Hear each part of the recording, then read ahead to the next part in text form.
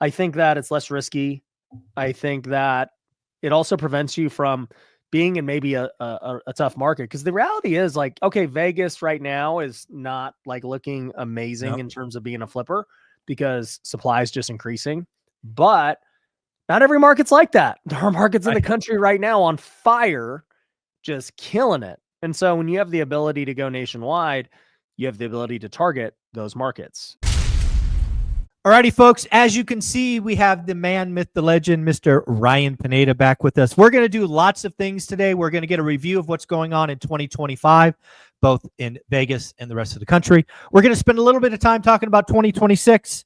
We're going to talk about a day that he posted on Instagram that was a horrible, bad day. I want to poke at that a little bit. And I'm sure we will get into more and more details. Ryan, thanks for being here, man. Yeah, I'm happy to be here, man. It's always good to see you. Oh, I appreciate that. Well, the first thing I wanted to check in with you is we had a show that posted on both our channels in early January that talked about 2025 being, quite frankly, a tough year. Yeah. I think I went as far as saying as 2025 will be a cycle low for transactions. In fact, I think I said the only people that are going to win will be builders who could do rate buy downs, right? The big national builders, and investors if they got focused and bought right. I think that's proven to be pretty accurate. We've got now rates over 7%. We've got record uncertainty because of all the tariffs and Liberation Day and all of that. But given you run a big business in Vegas and then you have a national presence, I'm curious, you know, as we sit here roughly at the 40% mark for 2025, what's going on? Yeah, I think all those things are playing out. I think our predictions were pretty spot on. So I think good for us. Yeah, and I think, look, transaction volume is still low. You know, rates are still where they are. Nothing's changed. You know, we had this tariff situation, which complicated matters even more and made things more uncertain. And we're still kind of at that point, you know, like, you know, Trump and China just had the basically stalemate for the next 90 days, but I think they're both in agreement that they're just going to continue on that page for the foreseeable future. And, you know, even with that agreement, I still have not seen the market turn. So usually with something like that, you'd be like, okay, everyone's feeling good again. Stocks went back up, but like supply is still increasing. So, and right now, historically, is when supply needs to be decreasing. So I am concerned about that a lot.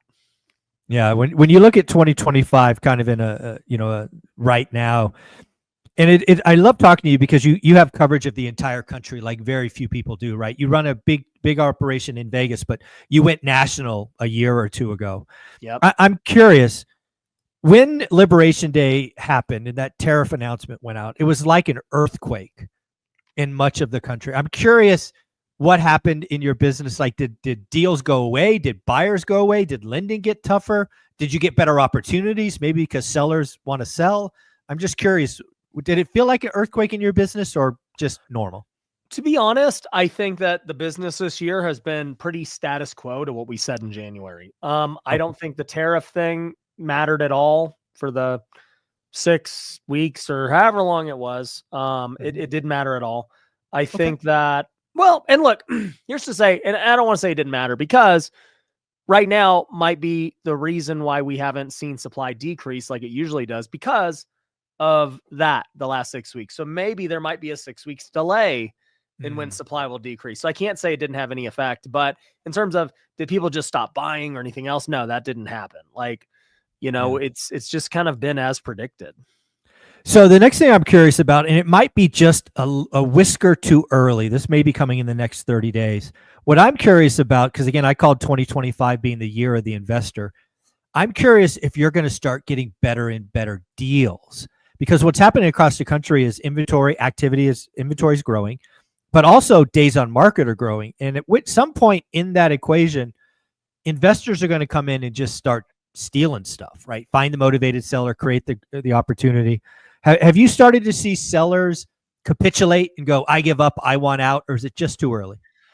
No, I haven't seen that.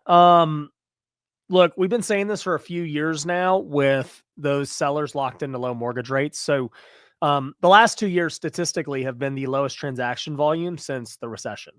And It's like, okay, when we have low transaction volume and we have more supply than ever, right? I mean, Yep. technically, there's been way more houses built since 2008.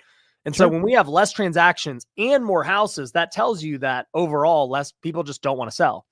Mm. And the reason that most people don't want to sell is like, I think, what's the stat? Still half of America is locked into a Oh, 3% mortgage. yeah. So, and I think half of America also knows they'll lose everything before they Right. lose their house right now because they know they can't rent for less. They'll never Yeah. probably sniff that mortgage again. Like they're just not going to give it up. So, no, they're not capitulating, even though times have gotten tough because they understand what they've got. Yeah. Yeah. The magic of this cycle versus the Great Recession is what you pointed out, that shelter cost. A lot of these crash bros and doomers are like, oh, people are going to give up. They're going to let it go. Just like last time. I'm like, no, you're not. Why are they going to let go of their house when they're going to have to go rent a smaller apartment for more money? That just doesn't make sense. They're going to do everything they can to hold on to that. So that makes sense. Next thing I'm curious about when you look at your business, maybe this is maybe more specific to Vegas. Is it still very much below the median, which we'll call 440 or whatever it is here, kind of still relatively hot if you can get in and clean something up? And then as you get farther above the median, it gets slower and slower and slower? You know, it's interesting because I was talking to one of my luxury friends about this. I have a few luxury flips going on right now, and he said it's weird. In my luxury market, 1 to 3 million isn't selling, but ultra luxury's flying off the shelf. He's like, these Oh, five wow. million plus guys, they're coming in, paying over market value, just eating them up. And I was like, Mm. that makes sense, right? Like when you're ultra rich right now, you're just not affected. It just like this Yeah. doesn't matter to you. But when you're in that $1 to $3 million house range, I know like that's your house, Yeah. my house. Like it's like, yeah, we're not like so rich that we can just go blow money on whatever. It's like, yeah, this really matters. Do I really want a $3 million home right now? Yeah. Right. I agree with that. Yeah. Yeah. So it makes sense intuitively from that standpoint. And then I think when you get below luxury, in Vegas, we would consider anything like a million plus luxury. Sure. When you get below luxury, the middle class home now might be call it 600 to 900. I mean, that's really kind of middle class. Mm. And 500 and below is entry level. Right. Like, Yeah, exactly. Yeah. that's an entry level home now. So, yeah, entry level home is going to be super impact. I think both of those are very impacted by what's going on. Yeah. Yeah, the level of uncertainty again, if you're scratching by and you've put together, a 5% down payment on an entry level home and you know, maybe you're going to be left with $5,000 in your account after the down payment. You're like, "Oh, I'm going to wait and see, right? Is this recession? Is this tariff thing, the consumer in my opinion is so predictable it's almost comical. When a consumer is scared, they do nothing. They just sit on their wallet and just wait. Yeah. Yep. Yeah, pretty wild. Mhm. So the next thing I'm curious about is I think in most of the country, and near as I can tell, Vegas is as well, the spring selling season landed as a dud, right? Not doing the transactions you wanted. Hence, inventory is growing when it should be shrinking. I think that's true in much of the country. But my Yep. question for you is, do you think we might see a unseasonable bounce in like the fall after we get rid of the 110-degree temperatures here? Do you think enough people will be less uncertain, less afraid later in this year, or do you think we got to get 25 in the books and get on to 2026 spring selling season? How long do you think this takes? Yeah, I think that back to what we were saying earlier, maybe the tariff situation delayed the normal springtime frenzy. And so Mhm. maybe we're going to see, that frenzy come here in June and July instead of April and May. Okay. And if that's the case, great.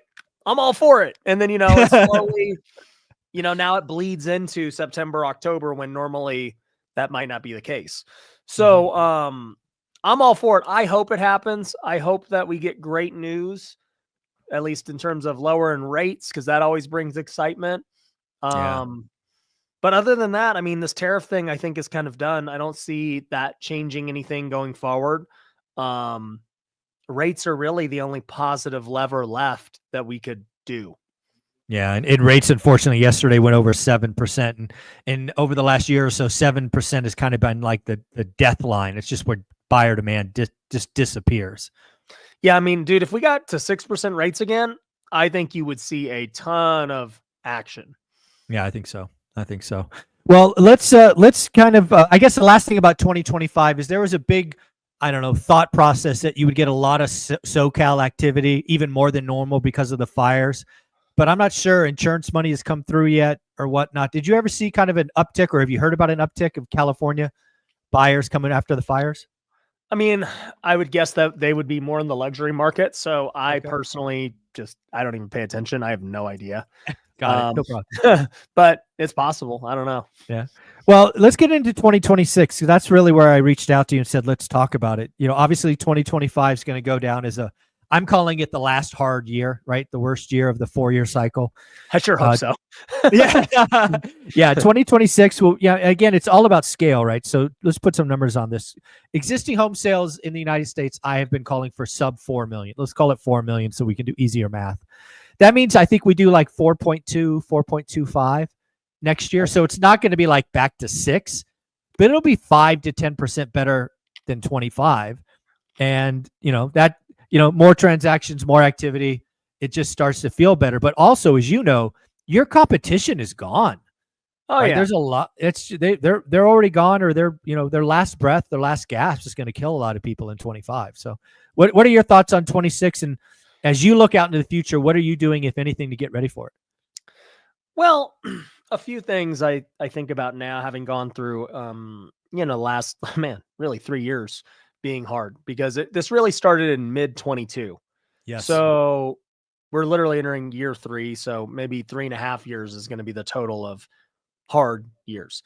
Yes. So, I mean, the way I look at it is, yeah, a lot of people have come and go. I have also looked at it like in a new perspective of, I really respect people who have longevity in any one industry. So, in terms of, real estate investors, I mean, I really respect guys who have been doing this over 10 years, because I've seen how hard it is to do for a really long time with different cycles. Because it's easy to jump ship when things are tough and try to do something new. I've really learned to appreciate guys I've gotten to interview who've been doing, let's just say, the guru thing for a long time. So when I look at a guy like Ramsey or Cardone or Tony Robbins and guys who've been doing this for like 30 plus years, I'm like, man, to be in this space 30 years is incredible, because I've been in it now for, call it 5 plus years, and I've seen so many people come and go in just 5 years.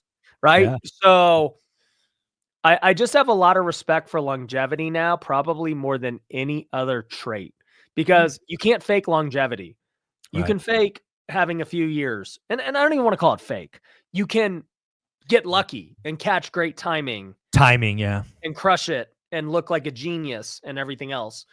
And then, when the hard season comes, you either fold and capitulate, or you adapt and you grind through and you make it out. Right. But the only that means you have longevity if you did that. So I've really come to admire longevity more than anything. And it's something too that just can't like happen tomorrow. Yeah. Yeah. Proven over time. Yeah. I think Grant Cardone has a quote. You can't, you can fake a Lambo, but you can't fake a jet. I think I've heard him say a couple of times. It's kind of like longevity. Yeah. Right. You can fake. Yeah. You can fake a couple of years, but when you put 25 years on the board, you can't fake that. I think that's wise advice. I'm curious, when you look, I mean, I don't know if you've really done any real planning out to 2026, but again, I look at your business as kind of really, I guess 3 businesses, but I'll talk about 2 here.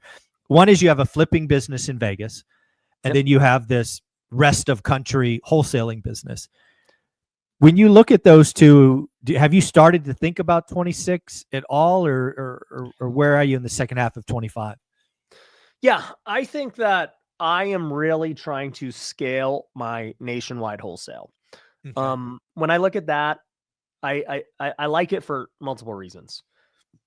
One is the ROI is just, in my opinion, infinitely better, because now you can, time to cash is just like you make a lot more money flipping or wholesaling quicker. I think that it's less risky. I think that it also prevents you from being in maybe a tough market. Because the reality is like, okay, Vegas right now is not like looking amazing Yep. in terms of being a flipper because supply is just increasing. But not every market's like that. There are markets in the Right. country right now on fire, just killing it. And so when you have the ability to go nationwide, you have the ability to target those markets. And so Mm. that's something I'm thinking about. Um, and then also too, it's like for me to scale this business nationwide, I already have like the infinite amounts of leads that we produce for our students and everyone else. So at this point, it's just a matter of how many great salespeople can I hire. Mm. And finding great salespeople is not like the easiest task in the world, but it's if that's all I got to do, that's a lot better than having to go build out Yeah, other things too. for sure. Yeah.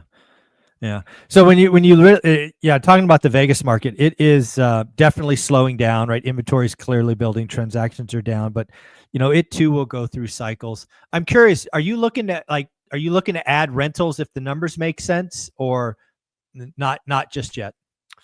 Not yet. Probably not for the rest of this year. I think for me personally, I'm in a position where um, two things. One is I'm trying to stack cash. Right. And so that's more important to me than um, buying a rental and using the cash for a rental. I'd rather stack more reserves and get Okay. back to a level where I call it my sleep at night number. Yeah. Yeah. Oh As yeah. long as you have that much cash in the bank, you can sleep at night. And here's the thing, my number keeps going up because as wealthy investor starts to scale, we're spending more and more money. And so for Mm. me to sleep good at night, I need to have more in the bank. We went from spending, let's just say, and just on ad spend, by the way, like on ad spend, I went from spending usually 50 to 100 grand a month to now we're spending over 300 grand a month. A And so month. a month. Wow. And I think that I can get to 500K a month. And when I say get to, that means that must like, it's like a machine. If I know I can Yep. put $1 in, Sure. let's get more out. Right. Yep. So, as the stakes grow in that business, like I want to spend $1 million a month if it's possible. Right. Because that means I must be making a lot of money if I'm able to spend that much money. Right. But Mm-hmm. with that comes, oh, okay. Like if we're going to be playing at big boy levels, you need more cash in the bank. And so I Yeah. just kind of look at it like opportunity cost. It's like, would it be nice to, start buying rentals and put 100,000 in this one and that one, or have that ready to go Yeah. deploy into this thing? And so I just am choosing that thing. No, it makes total sense to me. I mean, again, the conversation we had in January, we talked about employees, myself selling time for dollars, you, the entrepreneur, basically buying other people's time. So that's what you're doing, right? You're basically buying scale. You're putting $1 in to get $7 back or whatever the return is. Yep. So you're living that life, which is fun for me to watch and freaks me out at the same level. But hey, good for you. Someone's got to do it. Yeah, someone's got to do it. As long as I can watch over his shoulder, I can live vicariously. Yeah. On that end, I want to go to an Instagram post you posted. I think it was about a week ago. It might have been 10 days ago, where you basically said yesterday was one of the hardest days you had in your career. And you didn't really get into the whys and hows and whats, but I thought it was so just raw, so on point. Because again, I think Instagram specifically is highlight reels. Yep. And here you are standing out with like a 3 or 4 minute message saying yesterday sucked and it was hard and all of that. So why'd you do it? And what'd you learn from it now that you did that? Yeah. So let me be clear. I've gone through really, really hard things in my career, and I've talked about them on podcasts and different things. But most of them are always after the fact, after it's been solved and everything, a year ago or whatever, right? It's easier to talk about painful things once they're healed. And, I had this conversation with the content team literally right before it happened, like a couple of days before. I was like, you know what, guys, I'm going to get way more intentional with our content. Everything's going to be, we're leveling up, guys. Like we're going to make content that we know people can relate to. The good, the bad, the ugly. We're going to be way more intentional with the ideas and all of these things. And so, that's why you saw me put out videos about tariffs and other things, because I know people are thinking about them. That's why that's why I made that video. I just was like, look, this just happened. I'm going to make the video because I just know other people are going through the same thing. So anyways, normally, just to be clear, like I just wouldn't make the video, not because I'm Right. like ashamed or anything, but because in my mind, I'm already moving on. I'm like, today sucked. Whoop-de-doo. Tomorrow's a new day. That's my mentality as an athlete. But I know that most people don't carry that mentality. Most people have a bad day and it turns into a bad week and turns into a bad month. It could even turn into a bad year. Right. And that's how a slump happens. It's from one bad game, Yep. and then you just don't ever get over it, right? You see that happen with people who don't get over relationships. They don't get over a failed business. And it's like they're spending years living in regret or pain. And it's like, just get over it. So anyways, I just kind of wanted to show people like, no, it's not that I don't go through bad days. Like literally today sucked. Let me tell you what happened. But it's that I know how to get over them. And I choose to believe that the next day is going to be better. And I don't know that, but I choose to believe that that's going to happen. And I choose to learn when something bad goes happen regardless, and try to make the next best choice. So that was kind of like the point of the message and why I did it, to give details about what exactly happened. Back to this, how do you spend 300K a month? Well, that means you got to go spend like 80K a week, right? So, how do you spend in my life 70, 80K a week? Well, we spend it on ads for this workshop that we do. So this is for Wealthy Investor. And basically I started doing this weekly workshop about 8 weeks ago. I was doing it once a month and pushing all my ad spend to do it once a month. And actually, this is a good lesson. So I was spending like 60, 70K a month on this workshop once a month, right? And so we get all these people on. It was great ROI, all that. And then I had this revelation from this multiple nine-figure business owners. Like, why don't you do it more? I was like, yeah, some is good, more is better. Yeah, if it works so good, why not do more? I was like, well, I mean, I'm not going to do a workshop like every week. That's a lot. Like, why do you got to do the workshop? I was like, that's a good question. And he's like, my company does 16 webinars a day. I was like, 16 webinars a day? How? Like, wow. A day. And I was like, how? He goes, I hire guys. So I have 5 people on staff. All they do is 3 webinars a day each. That's their job, 6 hours a day. I was like, oh, I mean, I hire people to do jobs. That makes sense to me. And so the light bulb just went off. I was like, look, I could spend the same 60K a week and get the money back every week and just start recycling it every week instead of per month. And so that's exactly what I did. I said, okay, I'm just going to spend it this whole week. And I know I'm going to make it back this week, and I'll just keep recycling the money every week. So it's not even any different cash outlay. And this is what people don't understand about cash flow that makes flipping and wholesaling so attractive. It's not just, oh, we made 20 grand. It's that, no, you had 20 grand. You invested in this deal or this marketing or whatever, and you made it back in 60 days. Right. Like when you buy a rental or anything else, that doesn't happen. You put it in and you don't get it back unless you refinance 6 months later, or a year later, or whatever, right? So velocity of cash is a really big deal in business. So I was like, oh, okay, I can now make my cash move in 7 days versus 30. So therefore I can now 4X the same cash. Right. So that's what I did. And it was working. It was going great. And then each week though, it also allowed me to test new things. And so every week I was like, let's try this, let's try that. Could it be better this way? Could it be better that way? And then eventually, it got to that week in particular. And I tried this whole new thing that I was like, this is the thing. This is going to crush. This is going to kill it. Yeah. I'm like, this might double what we were doing before. This is like I'm so freaking smart. I can't believe nobody has ever thought to do this. Oh, and so, I tried this whole new thing, and dude, freaking goose egg. I have literally never done one presentation in my entire life where I didn't sell something. Wow. But I laid a goose egg. And eventually, later on the next day, and, we sold some. So it wasn't the complete disaster.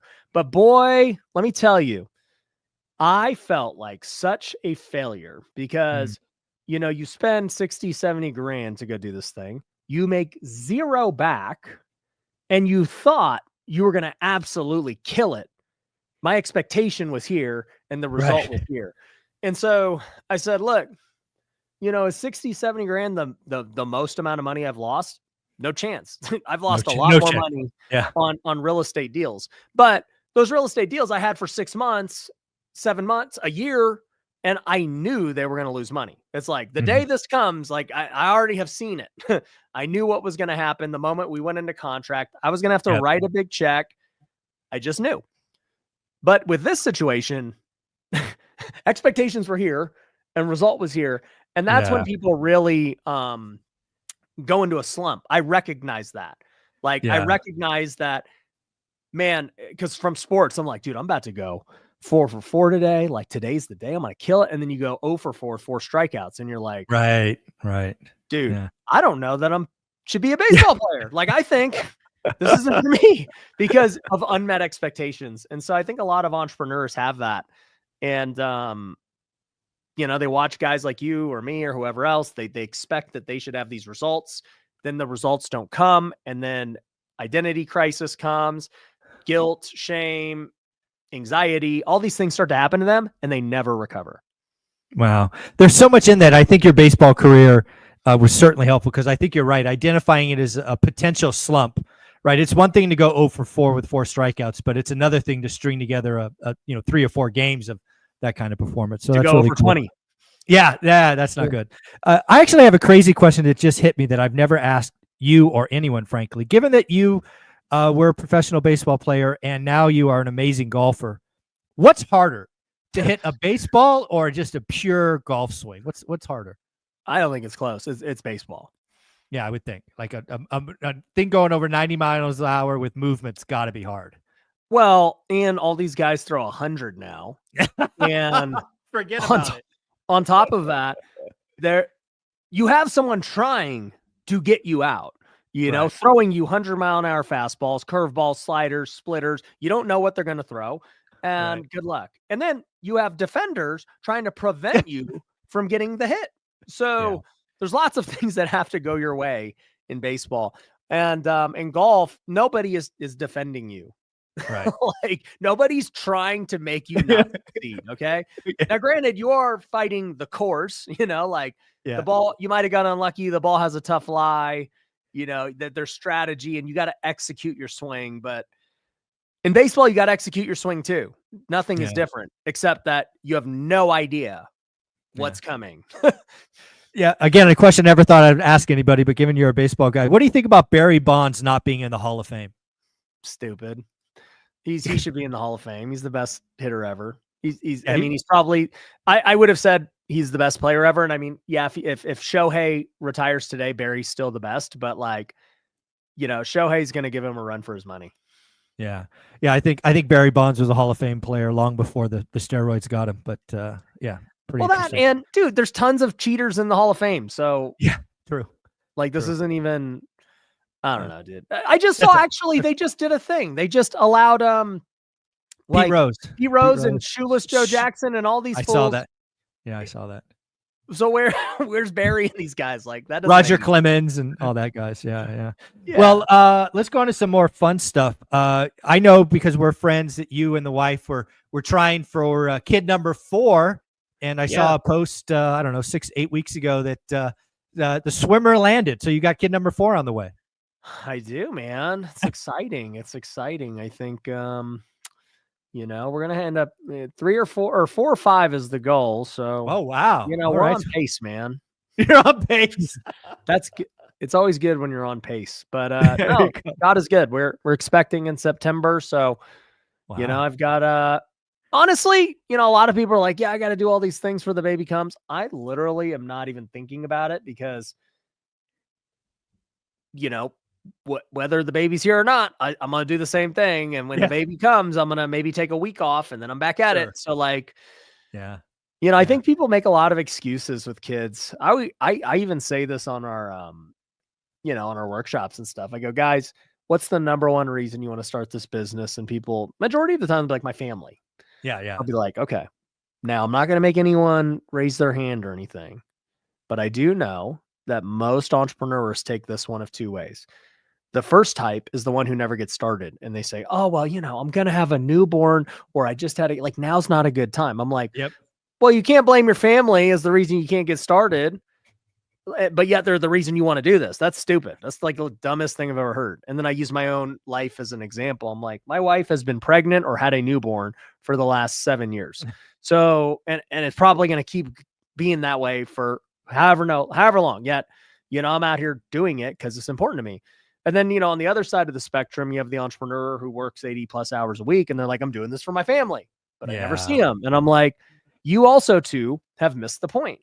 Yeah. Yeah. I love that. And again, I love it about you and your wife, what you guys do. And the fact that you're so intentional about weekends, you're so intentional about being done by 5 or 6. I think you kind of lead by example, and you're absolutely right. That the entrepreneur that drives me crazy is the one who says, and when one side of their mouth, I'm doing it for the family. And then I ask for their calendar and I'm like, where the hell is the family in this calendar? I don't see them. I don't see them. When are you seeing them exactly? That's pretty crazy. Yeah. But let's wrap up on the final topic. You and I've talked a bunch about getting healthy. Before you were trying to get kid number 4, you were on TN or whatever it's called, TRT, and did some peptides and whatnot. I actually have just started that myself. My 2025 goal is to go from what was 35% body fat to sub 10. Oh, man, I'm now, that is a big boy goal. Yeah, I'm now on TRT, a little like the cream, which I think you started with, and then one peptide. I forget what it's called, but any other suggestions or whatnot for this journey that you recommend? Yeah, I mean, how old are you again? 53. 53, man. You started late. I love it. Yeah. I mean, I started at 34, 35, can't remember. But well, I take that back, man. I mean, I've been doing supplements my whole life. So, I've been doing vitamins and creatine and protein and all this stuff from the very beginning as an athlete. Now, I never took TRT or testosterone or peptides. Well, number one, when I was playing, peptides weren't even a thing. Yeah, they didn't exist. They weren't out there. Yeah, it wasn't an industry. It was just all steroids or nothing. Right. And HGH was like a big thing. So now, it just dawned on me one day. I'm like, I don't even I'm not competing anymore. Yeah, there's no threats of suspension, right? There's no it's not illegal. Like I can do whatever I want. That's best for my body. So that was like a realization for me. I'm like, yeah, I should try and optimize for these things. So for about a year, just like anything I do in business and life, I'm like, well, let's go into this with an open mind and test everything. So I did. I tried lots of different things. And I tried things I liked, tried things I didn't like, tried lots of different peptides, tried even HGH. I tried, I've tried everything. Let's just leave it at that. And then for about a year, I got off everything. So, and I can't say I got off everything. I just got off all the peptides and all that stuff. And I just pretty much just only did TRT. And that's actually where I'm at today. I am only on TRT as well as just like normal Amazon supplements, right?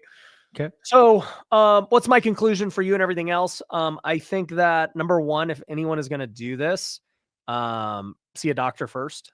Amen. Let the doctor prescribe you and tell you what you should get your blood work, right? Get your blood work. You got to have your blood work done. So don't just go buy stuff because you're like, oh, well, freaking Ryan's on this. Don't do that. And also don't do it because a 53-year-old is on it and you're 25. That's stupid. No, that's so yeah, I think the doctor's number one. Number two, I would say define your goals, right?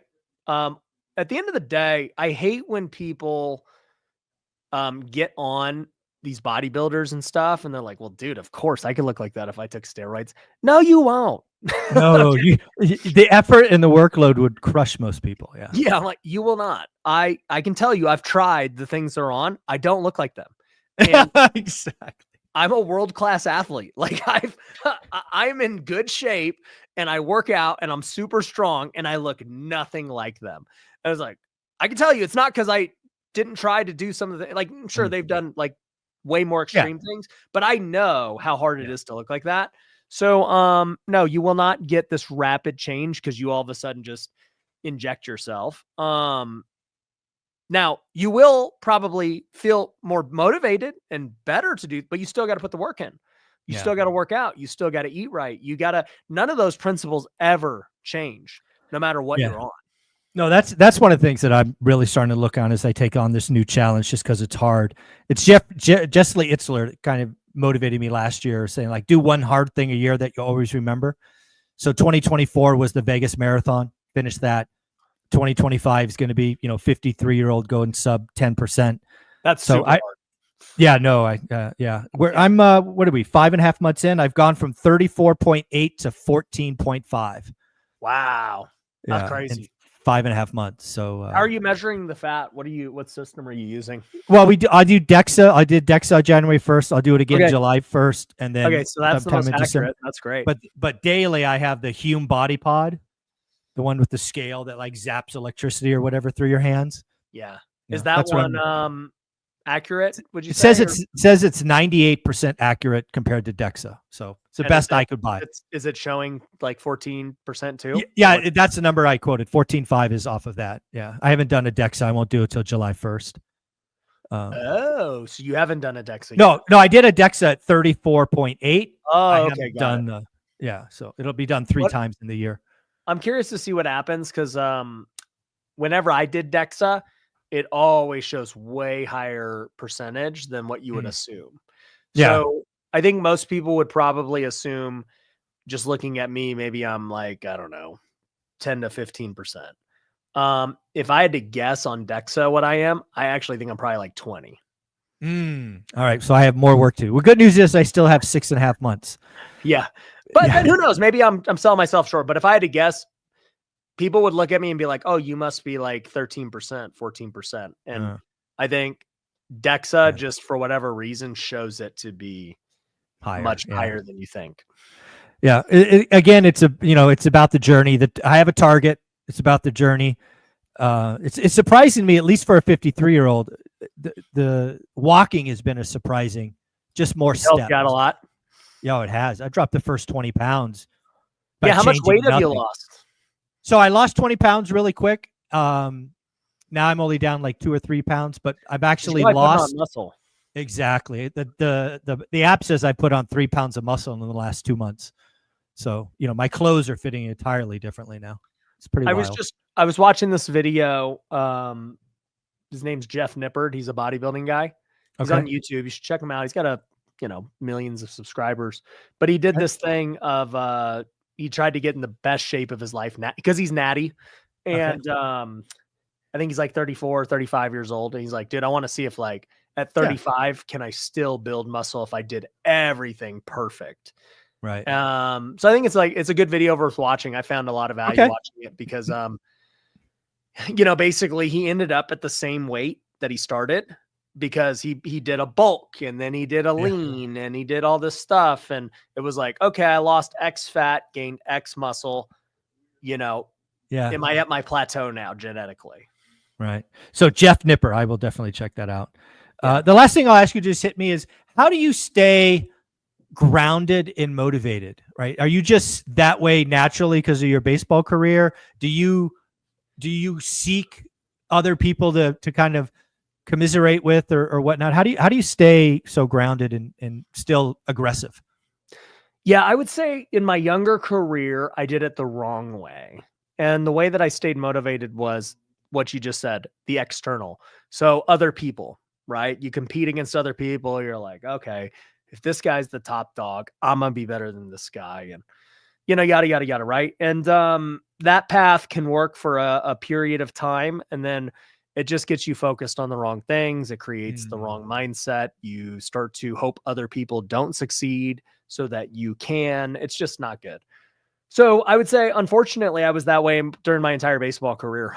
And it did not stop really until probably, I don't know, the last 4 years or so. Am I the biggest guy by any means? No, absolutely not. And I'm okay with that. I think at this point, what I'm focused on is winning and improving the things that are important to me.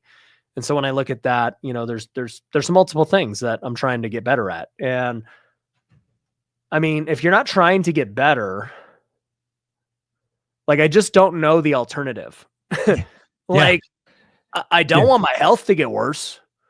I mean, I don't want my golf game to get worse. I don't want my business to decline. I don't want my faith to get worse. I don't want my marriage to get worse. Like, why would I want any of these things to decrease?